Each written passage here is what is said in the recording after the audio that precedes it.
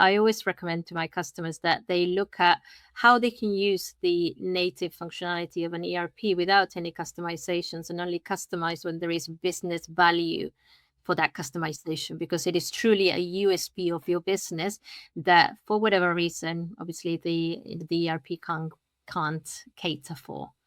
And then you minimize the customization, you minimize the cost of implementation, and also you minimize the cost of maintenance of that solution going forward. And you really get the most value out of all of this huge investment. An ERP solution is not cheap, so it's a huge investment for the business. So by doing it the way that they would recommend you do it, or any standard process, adapting your processes to their processes in the first place, it changes the mindset of the business. It's a little bit more difficult in terms of a change, but it's definitely worth it in the long run. Yeah, that's interesting. That is the trade-off, right? Because a lot of times people come in and they'll have their system and it's a legacy system and it works just like they work. And then somebody will come in, Oracle, SAP, Microsoft Dynamics, whoever. And to your point, it can be very expensive.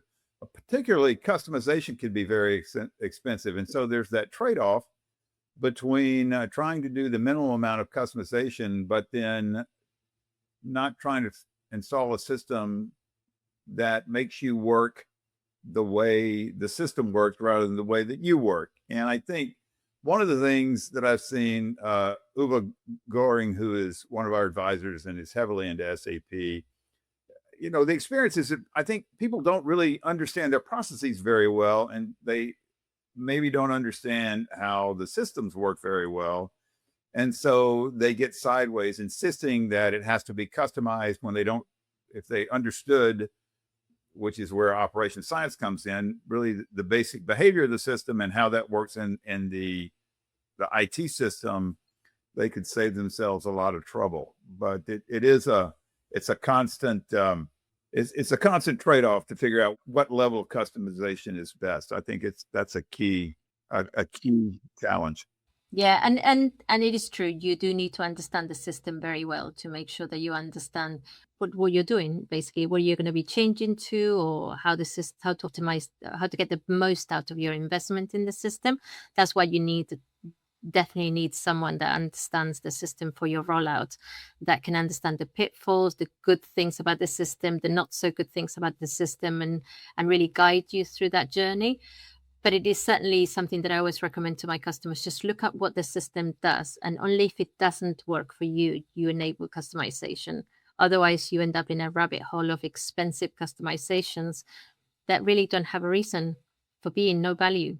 Right. Yeah. And it might get thrown out years later.